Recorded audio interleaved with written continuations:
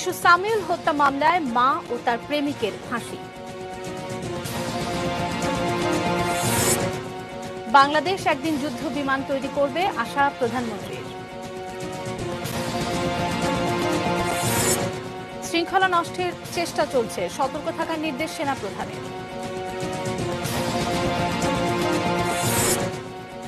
অর্থনৈতিক উন্নয়ন হলে সীমান্ত হত্যা শূন্যে নামানো সম্ভব বলছে বিজিবি মহাপরিচালক।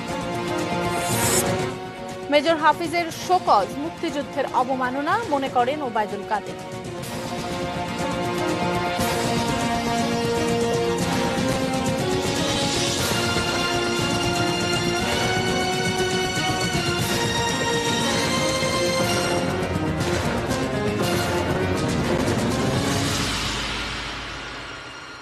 এটি নিউজ দেখছেন আখি ভদ্র, স্বাগত জানাচ্ছি বেলা ৩টা নিউজ আওয়ারে। জানিয়ে দিচ্ছিলাম সংবাদ শিরোনামগুলো। VSL Angle Channel HB VSL Bikrampur steel limited. রাজধানী মোহাম্মদপুরে শিশু সামিউল হত্যা মামলায় মা আয়েশা হুমায়রা এশা ও তার প্রেমিক শামসুজ্জামান আরিফ বক্কুকে মৃত্যুদণ্ডের সাজা দিয়েছেন আদালত। 10 বছর আগের আলোচিত এই হত্যাকাণ্ডের রায় রোববার ঘোষণা করেন ঢাকার বিশেষ জজ আদালত 4। খন্দকার সামিউল আজিম ওয়াফির বয়স তখন মাত্র 5। রাজধানীর মোহাম্মদপুরের নবোদয় হাউজিংয়ে বাবা মার কোলে যখন নির্ভয়ে বেড়ে ওঠার কথা, তখন একদিন নিজের মায়ের হাতেই খুন হতে হয় সামিউলকে। সামিউল হত্যার পেছনে মা আয়েশা হুমায়রা এশার পরকিয়া। বাসায় বাবার অনুপস্থিতিতে প্রেমিক বাক্কুর সঙ্গে মাকে দেখে ফেলে সামিউল। এই ছিল অপরাধ। মায়ের অনৈতিক সম্পর্কটা দেখে ফেলে এবং বাবাকে বলে দিবে, এই আশঙ্কা থেকেই এই হত্যাকাণ্ডের পরিকল্পিতভাবে এই হত্যাকাণ্ডটা ঘটানো হয়েছে। বিচারক রায় দিয়েছেন, উভয় আসামিকেই মৃত্যুদণ্ডে দণ্ডিত করেছেন। 2010 সালের 23 জুন নিজেদের পরকীয়া সাক্ষী শিশুটিকে শ্বাসরোধে হত্যা করে মা এশা ও তার প্রেমিক বাক্কু। এরপর প্রথমে বাসার ফ্রিজে মৃত সন্তানের দেহ লুকিয়ে রাখে এশা।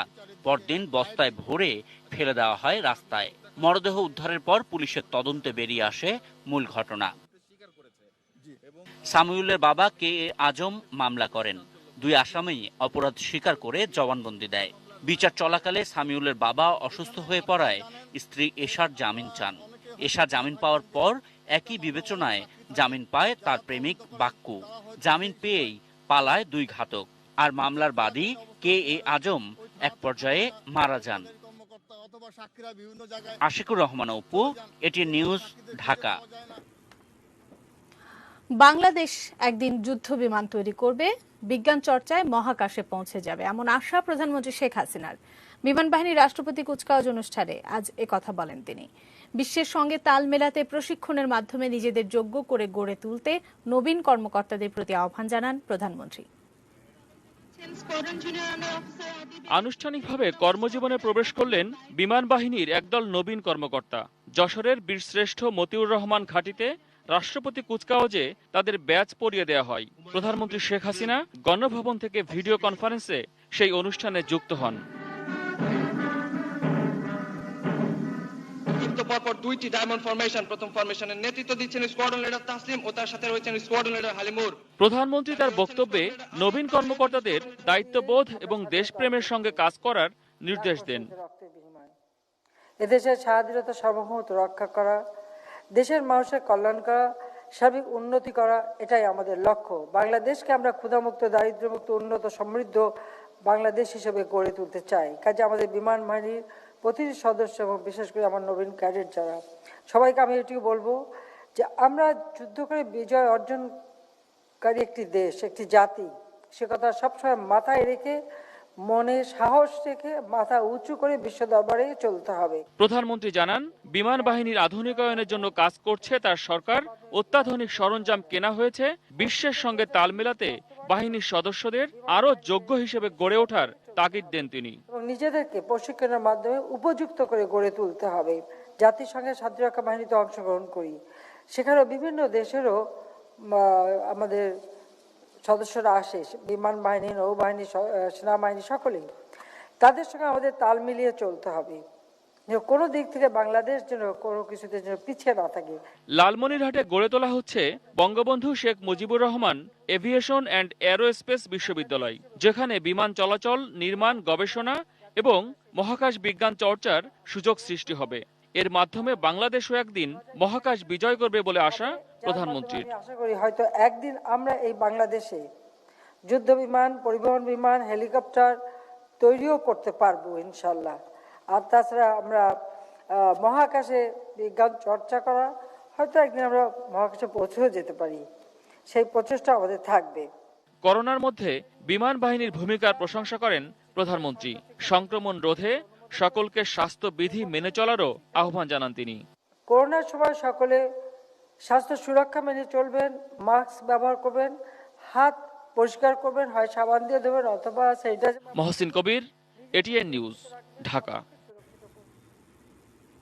সেনাবাহিনীর বিরুদ্ধে গুজব ছড়িয়ে একটি চক্র শৃঙ্খলা নষ্টের চেষ্টা করছে বলে অভিযোগ করেছেন বাহিনী প্রধান জেনারেল আজিজ আহমেদ। সকালে সেনানিবাসে নবগঠিত মিলিটারি ডেন্টাল সেন্টারের পতাকা উত্তোলন অনুষ্ঠানে একথা বলেন তিনি। এ সময় সেনাপ্রধান বলেন, কুচক্রী মহল চেষ্টা করেও কোনোভাবে এসব গুজব দিয়ে সেনাবাহিনীতে বিভ্রান্তি ছড়াতে পারবে না। সেনাবাহিনী অতীতের যে কোনো সময়ের চেয়ে বেশি শৃঙ্খলা ও পেশাদারিত্ব নিয়ে কাজ করছে। একই সাথে সেনার সদস্যদের সতর্ক থাকার আহ্বানও জানান তিনি।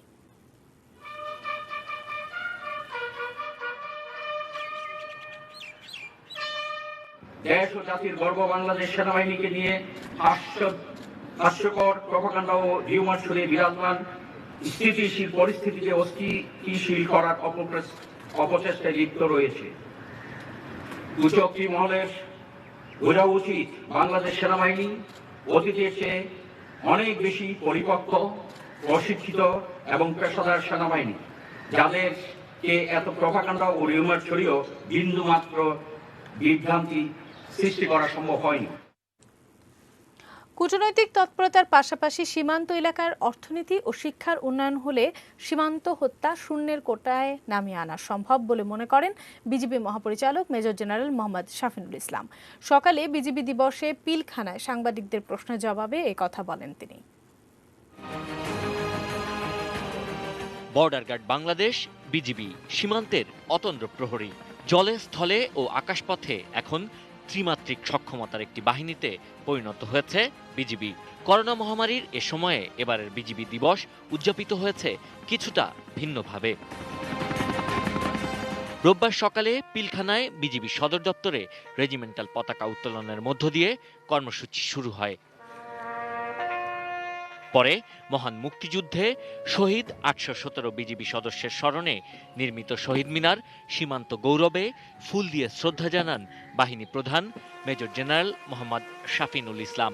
সঙ্গে ছিলেন বিভিন্ন ব্যাটালিয়নের ঊর্ধ্বতন কর্মকর্তারা। পরে সাংবাদিকদের প্রশ্নের জবাবে বিজিবি মহাপরিচালক বলেন, অরক্ষিত অঞ্চলে বিওপি স্থাপন ও সদস্যদের প্রযুক্তি বান্ধব করাই এখন বড় চ্যালেঞ্জ। সীমান্তের জনগোষ্ঠীকে শিক্ষা দীক্ষায় এবং অর্থনৈতিকভাবে তাদেরকে যদি আমরা স্বাবলম্বী করতে পারি, তাহলেই আমি মনে করি যে সীমান্ত হত্যা কমে যাবে।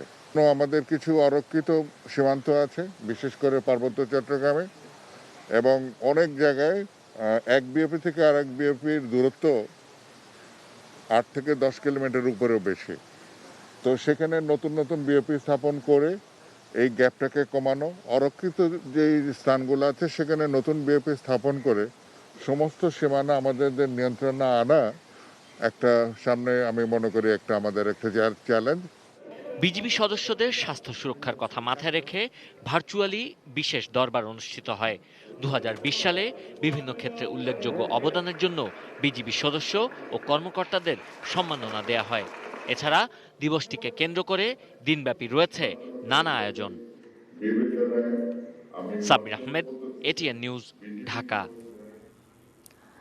৩,৬০০ কোটি টাকা আত্মসাৎ ও পাচারের অভিযোগে বিদেশে পালিয়ে থাকা পিকে হালদারের ৭০ থেকে ৮০ জন গার্লফ্রেন্ডের সন্ধান পেয়েছে দুর্নীতি দমন কমিশন দুদক। দুদকের আইনজীবী মোহাম্মদ খুরশিদ আলম খান জানিয়েছেন, পিকে হালদারের এসব গার্লফ্রেন্ডদের অ্যাকাউন্টে কোটি কোটি টাকা লেনদেনের তথ্য মিলেছে।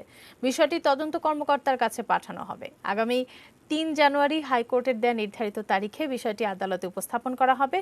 রোববার এক প্রশ্নের জবাবে এসব কথা জানান দুদকের আইনজীবী। তিনি বলেন, তদন্তে প্রমাণিত হলে পিকে হালদারের গার্লফ্রেন্ডদেরও আসামি করা হবে। এছাড়া পিকে হালদারকে ধরতে এরই মধ্যে গ্রেফতারি পরোয়ানা স্বরাষ্ট্র মন্ত্রণালয়ের মাধ্যমে ইন্টারপোলের কাছে পাঠানো হয়েছে বলেও জানিয়েছেন খুরশিদ আলম খান। এর আগে গত 25 অক্টোবর পিকে হালদার দেশে ফিরতে চেয়েও ফেরেননি। নোয়াখালীর জেলা জজ আমার মনে হয় খুব অল্প সময়ের মধ্যে চার্জশিট হয়ে যাবে।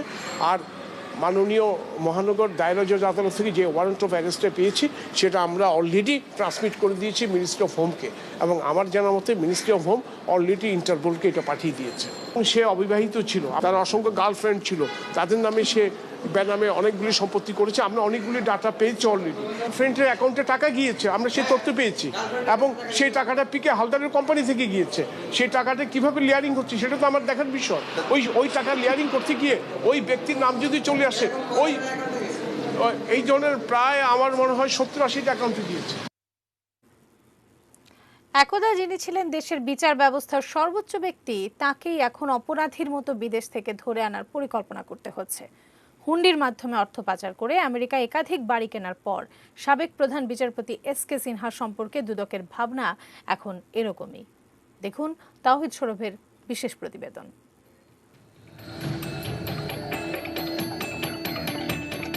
আমেরিকার নিউ জার্সির প্যাটারসন এলাকার জ্যাসপার স্ট্রিটের এই বাড়িটির নম্বর 179।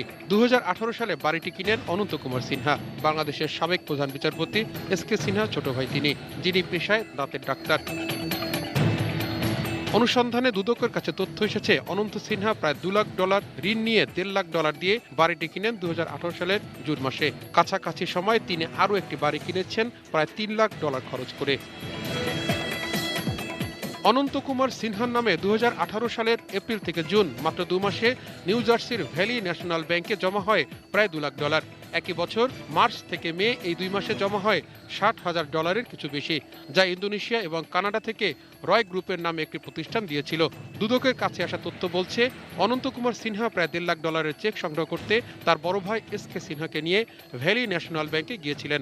দুদক বলছে এই অর্থই সাবেক প্রধান বিচারপতি সিনহার, যেটি হুন্ডির মাধ্যমে পাচার হয়েছে। এস.কে. সিনহার ভাই অনন্ত কুমার সিনহা আমেরিকায় থাকেন। তার অ্যাকাউন্টে এস.কে. সিনহা বিভিন্ন সময় হুন্ডি সহ অন্যান্য মাধ্যমে অর্থ পাচার করেছেন। $2,80,000 ক্যাশ দিয়ে একটি বাইক খরিদ করেন ভাইয়ের নামে। এখানেও মানি লন্ডারিং আইনে 4(2), 4(3) ধারায় এবং 1947 সালের দুর্নীতি প্রতিরোধ আইনে 5(2) ধারায় অপরাধ করেছেন। এই দুটি দায়েরের প্রস্তুতি চলছে। দুদক বলছে সাবেক এই প্রধান বিচারপতিকে ফিরিয়ে আনতে চেষ্টা চলছে। জনাব সুরেন্দ্র কুমার সিনহার বিরুদ্ধে যে মামলা আমাদের চার্জশিট হয়েছিল সেটি বর্তমানে 4 নম্বর বিশেষ আদালতে বিচারাধীন আছে ঢাকাতে। সেই মামলায় চার্জ ফ্রেম হওয়ার পরে সাক্ষী চলছে, আর তাকে দেশে আনার জন্য বিভিন্ন পদক্ষেপ গ্রহণ করা চলছে আর কি। গত বছর সাবেক প্রধান বিচারপতি সুরেন্দ্র কুমার সিনহার বিরুদ্ধে মামলা করেছিল দুর্নীতি দমন কমিশন দুদক। সে মামলায় তার বিরুদ্ধে গ্রেপ্তারি পরোয়ানা জারি করা হয়। 2016 সালে সুপ্রিম কোর্টের বিচারপতিদের অপসারণ সংক্রান্ত সংবিধানের 16 সংশোধনী অবৈধ ঘোষণার মধ্য দিয়ে আলোচনায় আসেন তিনি। তাহিদ সৌরভ, এটিএন নিউজ, ঢাকা। বিএনপি নেতা অবসরপ্রাপ্ত মেজর হাফিজকে কারণ দর্শানোর নোটিশ দেয়া মুক্তিযুদ্ধের অবমাননা বলে মনে করেন আওয়ামী লীগ সাধারণ সম্পাদক ওবায়দুল কাদের। সকালে সচিবালয়ে নিজ দপ্তরে আয়োজিত সংবাদ সম্মেলনে তিনি জানান, নেতিবাচক রাজনীতির কারণে বিএনপি এখন জনবিচ্ছিন্ন এবং তাদের নেতৃত্ব বিভক্তির সৃষ্টি হয়েছে। দলে একজন খেতাবধারী মুক্তিযোদ্ধা এবং ভাইস চেয়ারম্যানকে সত্য বলার অপরাধে সম্প্রতি অপমানকর শোকজ করা হয়েছে বলে গণমাধ্যমে খবর দেখেছি।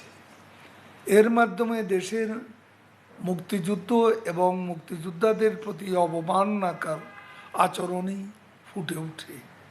সুযোগ পেলে তারা দলের যে কোনো নেতাকে আস্থা করে ছুঁড়ে ফেলতে পারে। বাজেটের বিরতি নেবার সময় হলো, এরপর জানিয়ে ফিরছি।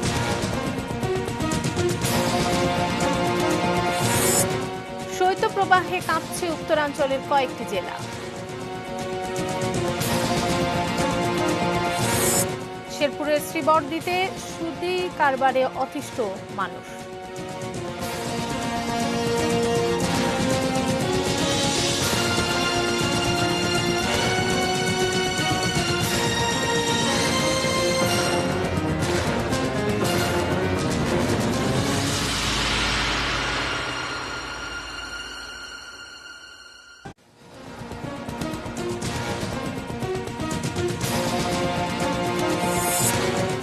শিশু সামিউল হত্যা মামলায় মা ও তার প্রেমিকের ফাঁসি। বাংলাদেশ একদিন যুদ্ধ বিমান তৈরি করবে আশা প্রধানমন্ত্রী। শৃঙ্খলা নষ্টের চেষ্টা চলছে, সতর্ক থাকার নির্দেশ সেনাপ্রধানের। অর্থনৈতিক উন্নয়ন হলে সীমান্ত হত্যা শূন্যে নামানো সম্ভব বললেন বিজিবি মহাপরিচালক। মেজর হাফিজের শোকজ মুক্তিযুদ্ধের অবমাননা মনে করেন ওবায়দুল কাদের।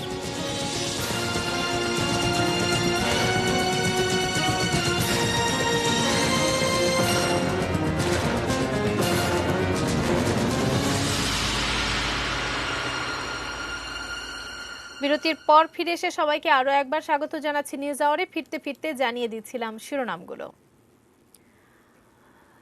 বঙ্গবন্ধুর ভাস্কর্যের ওপর আঘাতকারীরা মুক্তিযুদ্ধের চেতনা বিরোধী, তারা রাষ্ট্রদ্রোহী মন্তব্য কৃষিমন্ত্রী ডক্টর মোহাম্মদ আব্দুর রাজ্জাকের।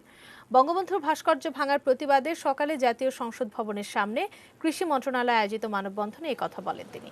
মন্ত্রী আরও বলেন, রাজাকার স্বাধীনতা বিরোধী চক্র এখনও দেশের ভাবমূর্তি ক্ষুণ্ণ করতে তৎপর, যে কোনো মূল্যে তাদের মূলোৎপাটন করা হবে। এ সময় বিপ্লবী বাঘা যতীনের ভাস্কর্য ভাঙার ঘটনায় যুবলীগ কর্মীদের জড়িত থাকার প্রশ্নে মন্ত্রী বলেন, তাদের পরিচয় যাই হোক না কেন মুক্তিযুদ্ধের চেতনা কেউ ধ্বংস করতে পারবে না।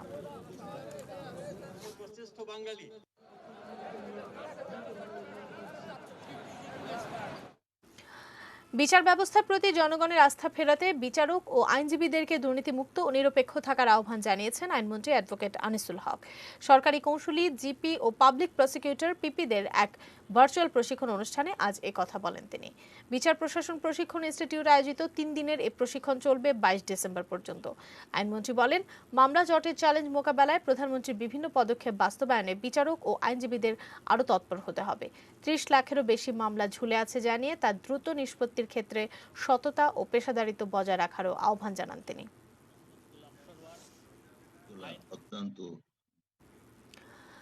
ঢাকা, যেখানে নিয়ম ভাঙাই নিয়ম হয়ে দাঁড়াচ্ছে রোজ। চলুন নতুন করে এমনই আরেক নিয়মের অনিয়মের খোঁজ জেনে নেই সহকর্মী শফিকুল হকের রিপোর্ট থেকে। বিশ্বজুড়ে যানজট, দূষণ কিংবা শরীরের জন্য ভালো অভ্যাসের কারণে সাইকেলের জনপ্রিয়তা বাড়ছে। আর এমন দুর্ঘটনা এড়াতে দেশের বাইসাইকেলের জন্য আলাদা লেন, পরিকল্পিতভাবে করা এসব সাইকেল লেনের সুফলও পাচ্ছেন ওরা। বহুদিনের দাবির মুখে ঢাকায়ও সেই পৃথক সাইকেল লেন উন্নত দেশগুলোর মডেল বেছেই তৈরি হয়েছে, শুধু রয়েছে বাংলাদেশি স্টাইলে। আলাদা লেন হয়েছে ঠিকই, তবে সাইকেল লেনে শুধু সাইকেলই থাকছে না, দখলে থাকছে ফুচকা, চটপটি ও চা বিক্রেতাদের। আর মোটরসাইকেল, গাড়ি পার্কিং তো আছেই। আমরা এখানে আমাদের অধিকারটা পাচ্ছি না, এখানে চাইলে তারা সাইডে পার্কিংটা করতে পারে। এখানে বিশেষ করে পোস্টার লাগানো, যেখানে শুধুমাত্র সাইকেল রাইডার আর কিছু হবে না। আসলে ঢাকা শহরে তো নিয়মই করা হয় অনিয়ম করার জন্য, এই একজন সাইক্লিস্ট হিসাবে এটা অবশ্যই দুঃখজনক। আগারগাঁও আর মানিকপি অ্যাভিনিউ দুটি সড়কে প্রায় 10.5 কিলো সাইকেল লেন। তবে এমন ছবিতে প্রশ্ন আসতেই পারে, সরকারের শুভ উদ্যোগকে ব্যবসার পয়েন্ট বানালো কারা? রাস্তা খালি পড়ে আছে, সমস্যা হলে আমি উপরে সাইডে চলে যাবো, সমস্যা দিকে আমার খালি ক্যামেরা একটা, সবাই তো বসে আছে, গাড়ি পার্কিং করেছে, পুলিশে গাড়ি পার্কিং করেছে। এটা আসছিল সাইকেল নিয়ে, পরে আমাদের বলছিল ঠিক আছে এটা নিচে রাখতে, পরে নিচেই রাখছি। এটা আমাদের দেশে যে নাগরিক বা জনগণ, তারা অতটা সচেতন না যে কোনটা কোন লেন, এই জিনিসটা অনেকে হয়তো বা জানে না, তাই এলোমেলো পার্কিং করে। আমরা সরাই দিই, দেখা যায় কিছুক্ষণ পরে আবার সেটা দখল করে রাখে। বিশ্লেষকদের সহজ কথা, প্রকল্প বানিয়ে সেটা তদারকি না করার গাফিলতির দায়িত্ব নিতেই হবে। সিটি কর্পোরেশনের অন্যতম প্রধান দায়িত্ব এর মূল পরিকল্পনা করা, সেই সঙ্গে হকার বা পার্কিং ব্যবস্থার সংঘবদ্ধ এবং সংযত আচরণ নিশ্চিত করা। হঠাৎ করে ঘোরার আগে গাড়ি জুড়ে দিলে যেমনি করে গাড়িটি চলবে না, তেমনি করে হঠাৎ করে একটি সড়কে সাইকেলের চিহ্ন দিলেই সাইকেল বান্ধব নগরী হয়ে ওঠে না। সাইকেল লেনের ওপর চলছে এমন জমজমাট গল্পের আসরণ, কি বলছেন কর্তৃপক্ষ? এই ধরনের একটা প্রক্রিয়া কিন্তু চলমান আছে আপনার সারা বাংলাদেশের সব জায়গাতেই। এখন ঢাকা শহরেও এটা আছে। আমরা খুবই সক্রিয় আছি এবং আমরা আইনের খুব কঠিন প্রয়োগের দিকে যাচ্ছি এবং প্রয়োজন বোধে আমরা একটু শক্ত ভাবে আইন প্রয়োগ করে এই কাজগুলো থেকে নিবৃত্ত করার জন্য উদ্যোগ নিচ্ছি আমরা। এই তো এবছরের অগাস্টে সড়ক দুর্ঘটনায় পর্বতারোহী ও সাইক্লিস্ট রেশমা নিহত হন। তার মৃত্যুতে আবারও সড়কের নিরাপত্তা নিয়ে প্রশ্ন ওঠে সব মহলে। এই শহরেই নিরাপদ সড়কের জন্য এমন আন্দোলনও হয়েছিল। তাতে কি নিয়ম না মানাটাই যে এ শহরের নিয়ম হতে চলেছে। শফিকুল হক, এটিএন নিউজ, ঢাকা। মৃদু থেকে মাঝারি মানের শৈত্যপ্রবাহে কাঁপছে উত্তরাঞ্চল সহ টাঙ্গাইল, ফরিদপুর, গোপালগঞ্জ, শ্রীমঙ্গল, যশোর, কুষ্টিয়া, বরিশাল এবং ভোলার মানুষ। এমন আবহাওয়া আরও কিছুদিন অব্যাহত থাকতে পারে বলে জানিয়েছেন আবহাওয়া অধিদপ্তর। প্রতিনিধিদের পাঠানো তথ্য ছবিতে একটি ডেস্ক রিপোর্ট। কুড়িগ্রামে গত 3 দিন ধরে মাঝারি শৈত্যপ্রবাহ। রোববার সর্বনিম্ন তাপমাত্রা রেকর্ড করা হয়েছে 7 ডিগ্রি সেলসিয়াস। দিনে সূর্যের দেখা মিললেও কমছে না শীতের তীব্রতা। এদিকে গরম কাপড়ের অভাবে চরম দুর্ভোগে পড়েছেন নিম্ন আয়ের মানুষ। সদর হাসপাতালে প্রতিদিনই বাড়ছে শীতজনিত রোগীর সংখ্যা। গত দুদিনে লালমনিরহাটের সূর্যের তেমন দেখা মেলেনি। শৈত্যপ্রবাহে নাকাল জনজীবন। দিনভর কনকনে ঠান্ডা বাতাস আর অধিকাংশ সময় কুয়াশায় ঢেকে থাকায় ব্যাহত হচ্ছে স্বাভাবিক জীবনযাপন। দিনের বেলায়ও হেডলাইট জ্বালিয়ে চলছে গাড়ি। যে ঠান্ডা রিক্সা চড়ে গায় আর ইনকাম করি কি, সকাল থেকে আমরা দাঁড়িয়ে আছি। এখন মানুষ ঠান্ডা তো চড়ে না, ঠান্ডার কারণে কামলা আইসে না, আর জমি তো আমার অপেক্ষায় থাকে না, কাজ করাই লাগবে। এখন তো ঠান্ডায় কাজ করা যাচ্ছে না, একটু কাজ করলে মাঠ থাকা যায় না। বরিশালে কয়েকদিন ধরে শৈত্যপ্রবাহ বয়ে যাচ্ছে। ডায়রিয়া, নিউমোনিয়া, সর্দি, কাশি, জ্বর সহ শীতজনিত রোগ বেড়েছে। শিশুরাই আক্রান্ত হচ্ছে বেশি। বরিশালে রোববার সর্বনিম্ন তাপমাত্রা 9.3 ডিগ্রি সেলসিয়াস রেকর্ড করা হয়েছে। সিরাজগঞ্জে শৈত্যপ্রবাহ আর কনকনে ঠান্ডায় ভোগান্তিতে পড়েছে মানুষ। এদিকে ঘন কুয়াশায় দুর্ঘটনা এড়াতে বঙ্গবন্ধু সেতু, পশ্চিম সংযোগ মহাসড়ক সহ জেলার আঞ্চলিক সড়কে দিনের বেলায়ও হেডলাইট জ্বালিয়ে যানবাহন চলাচল করছে। Roksana Jerin, desk report, ATN news. শেরপুরের শ্রীবরদী উপজেলার সুদি কারবারে অতিষ্ঠ মানুষ। অনেকেই সুদের টাকা গুনতে গিয়ে নিঃস্ব হচ্ছেন। সুদ ব্যবসায়ীদের অত্যাচারে অনেকে এলাকা ছেড়েছেন। তবে আশার কথা, ভুক্তভোগীদের সহায়তায় এগিয়ে এসেছে পুলিশ। শেরপুর থেকে মোহাম্মদ আব্দুর রহিম বাদলে পাঠানো তথ্যছবিতে একটি ডেস্ক রিপোর্ট দেখব। সংসারের প্রয়োজনে নিম্ন আর নিম্ন মধ্যবিত্ত মানুষকে ধারকর্য করতেই হয়। পাওয়া সহজ বলে ব্যাংক বা প্রাতিষ্ঠানিক অন্য উৎসের বাইরেই এ বিষয়ে স্বচ্ছন্দ তারা। আর এভাবেই ভয়ঙ্কর এক ফাঁদের জালে আটকে যাচ্ছেন শেরপুরের শ্রীবরদী উপজেলার মানুষ। জরুরি প্রয়োজন মেটাতে শতকরা 10 থেকে 15% হারে সুদে ধার নিয়ে এখন অনেকেই আছেন বিপদে। এছাড়া দিন ও সপ্তাহ হিসেবে এই সুদ আরও চড়া। শুধু তাই নয়, নন জুডিশিয়াল স্ট্যাম্পে সই করে মুক্তিযোদ্ধা পেনশন বা বিধবা ভাতার বই অথবা সই করা খালি চেকও অগ্রিম দিয়ে দিতে হচ্ছে সুদের কারবারিদের হাতে। কিন্তু সুদের অঙ্ক এতই চড়া যে শোধ করতে গিয়ে আরও নিঃস্ব হতে হচ্ছে। পাওনাদারদের হাতে শারীরিক লাঞ্ছনার শিকারও হয়েছেন অনেকে। ভয়ে এলাকাও ছেড়েছেন কেউ কেউ। মকবুল হোসেনকে আমি 40,000 টাকা সুদে আসলে দেওয়ার পরেও আমাকে আরো 30,000 টাকা দাবি করার পরে উনি আমার অফিস, রাস্তাঘাটে যেখানে হয় সেখানে অপমান করে আমার গায়ে হাত পর্যন্ত দিছিল। দিতে না দিবের পায় না, সুদ না পায় আমার পোলা পলাইছে। তবে আশার কথা, সুদখোরদের হাত থেকে বাঁচাতে ভুক্তভোগীদের পাশে দাঁড়িয়েছে পুলিশ প্রশাসন।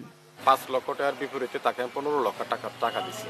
পরবর্তীতে আমরা যখন অপারগ হয়ে গেলাম, আমাদের থানার রুহুল আমিন স্যারের নেতৃত্বে এবং এসপি স্যারের নেতৃত্বে আমরা গরিব টিচার আমরা আমাদের চেকগুলো আমরা ফেরত পাই। এক সময় এদেরকে নিঃস্ব হয়ে যেত, কিন্তু এটা আমাদের কাছে সংবাদ আসার পরে আমরা এটা আমাদের তৎপর হই এবং কি করে তাদেরকে ডাইকে এনে তাদেরকে ওই সুষ্ঠু সমাধানের মাধ্যমে তাদেরকে বইগুলো উদ্ধার করে দেয় এবং এই সুদররা যাতে ভবিষ্যতে এই ধরনের কোনো কার্যক্রম করতে না পারে সেজন্য আমরা তৎপর আছি। Mehnaz Parvin, desk report, ATN news. এবার সোশ্যাল ইসলামী ব্যাংক লিমিটেড বাণিজ্য সংবাদ।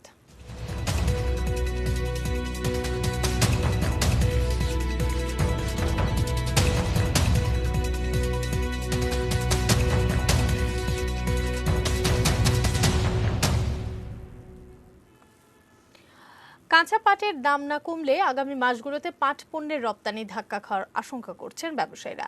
কাঁচা পাটের দাম মন প্রতি ৩৫০০ টাকা ছুঁয়েছে। তাতে স্বাভাবিকভাবেই বেড়েছে উৎপাদন খরচ। এতে রপ্তানি ক্রয়াদেশ আসার গতি কিছুটা কমেছে। পাটকল মালিক, পাট পণ্য উৎপাদক ও রপ্তানিকারকেরা বলছেন, কাঁচা পাটের অত্যাধিক দামের কারণে পাট পণ্যের চাহিদা কমছে। ক্রেতাদের কেউ কেউ বিকল্প পণ্যের দিকে ঝুঁকছেন। আর এই কারণে কিছু ছোট পাটকল বন্ধ হয়েছে। মাঝারি আকারের পাটকলগুলো বাধ্য হয়ে উৎপাদন কমিয়ে দিয়েছে। শিগগিরই পরিস্থিতির উন্নতি না হলে পুরো খাতটিকে বিপর্যয়ের আশঙ্কা রয়েছে।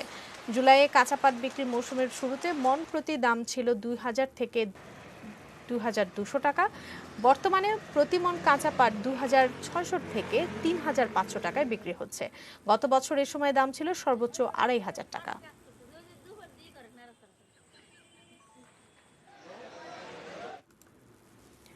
মেটাল প্রেজেন্স কৃষি সংবাদ, সুজলা সুফলা।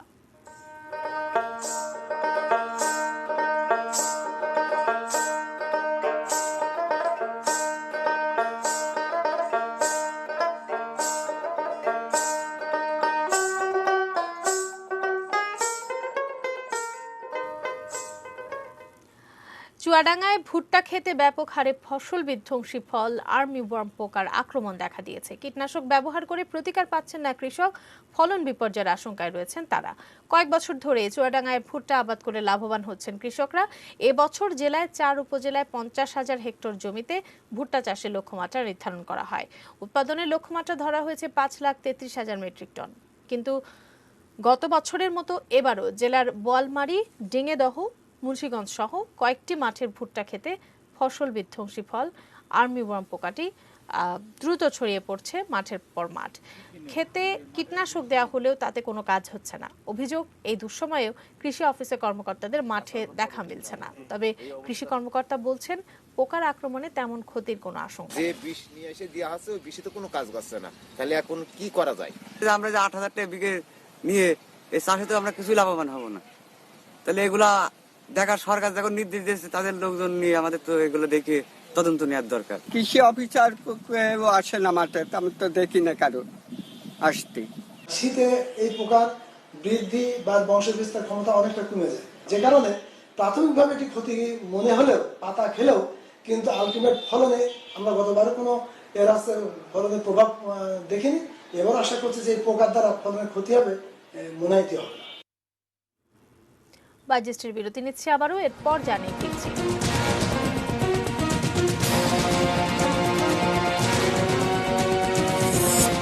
যুক্তরাষ্ট্রের সাইবার হামলায় রাশিয়াকে দায়ী করলেন পম্পেও। জিতেছে জুভেন্টাস, বার্সেলোনা ড্র।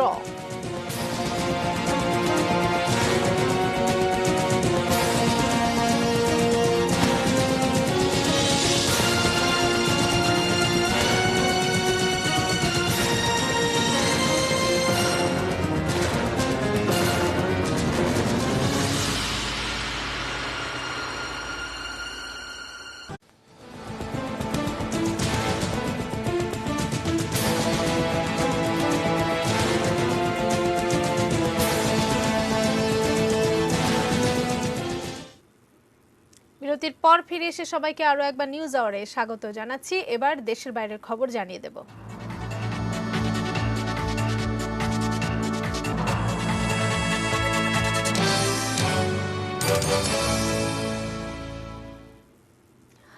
যুক্তরাষ্ট্রের ইতিহাসের সবচেয়ে বড় ধরনের সাইবার হামলার জন্য রাশিয়াকে দায়ী করেছেন মার্কিন পররাষ্ট্রমন্ত্রী মাইক পম্পেও। অবশ্য রাশিয়া শুরু থেকে এই অভিযোগ অস্বীকার করে আসছে। তিনি বলেন, এটি পরিষ্কার এই হামলার সঙ্গে রাশিয়া জড়িত। কেন্দ্রীয় সরকারের দপ্তরগুলোর মধ্যে যেগুলো সাইবার হামলার শিকার হয় সেগুলোর মধ্যে পরমাণু অস্ত্রের ব্যবস্থাপনায় নিয়োজিত সংস্থাও রয়েছে।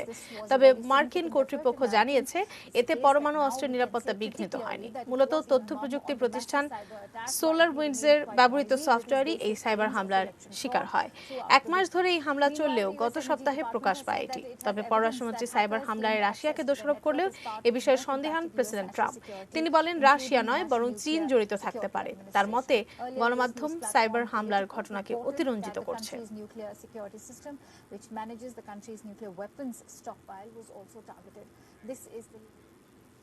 খেলার খবর।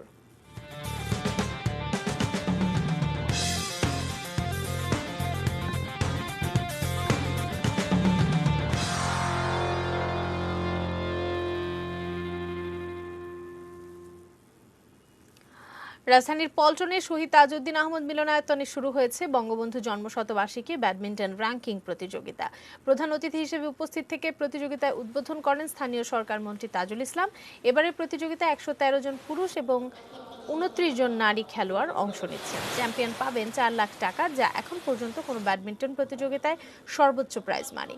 প্রায় 19 লাখ টাকা বাজেটের এই টুর্নামেন্টের ফাইনাল বৃহস্পতিবার। প্রতিদিন সকালে খেলা শুরু হয়ে চলবে রাত পর্যন্ত।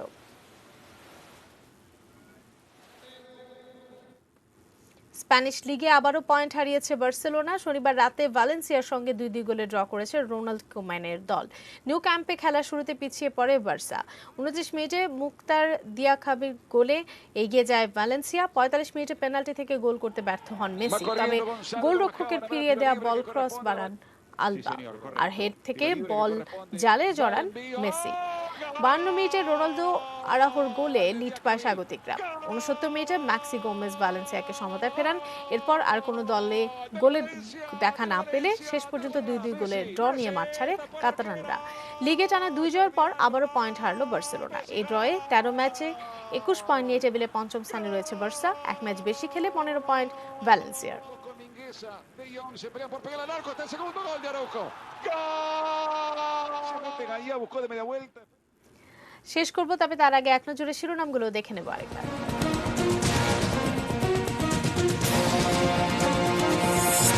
শিশু সামিউল হত্যা মামলায় মা ও তার প্রেমিকের ফাঁসি। বাংলাদেশ একদিন যুদ্ধ বিমান তৈরি করবে, আশা প্রধানমন্ত্রী। শৃঙ্খলা নষ্টের চেষ্টা চলছে, সতর্ক থাকার নির্দেশ সেনা প্রধানের। অর্থনৈতিক উন্নয়ন হলে সীমান্ত হত্যা শূন্যে নামানো সম্ভব, বললেন বিজিবি মহাপরিচালক। মেজর হাফিজের শোকজ মুক্তিযুদ্ধের অবমাননা মনে করেন ওবায়দুল কাদের। শৈত্য প্রবাহে কাঁপছে উত্তরাঞ্চলের কয়েকটি জেলা।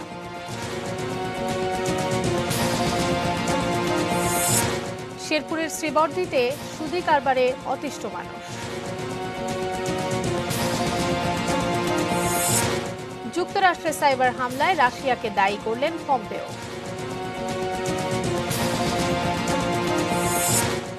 জিতেছে জুভেন্টাস, বার্সেলোনার ড্র।